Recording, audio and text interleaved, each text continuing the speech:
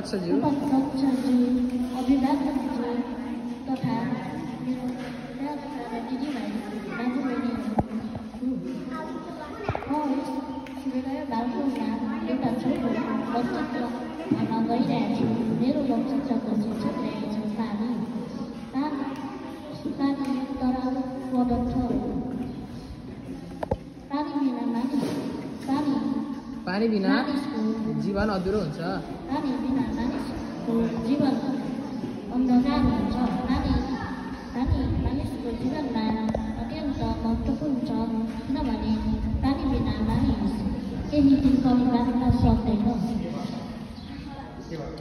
पृथ्वीमा 71% पानी छ र 29% जमिन छ।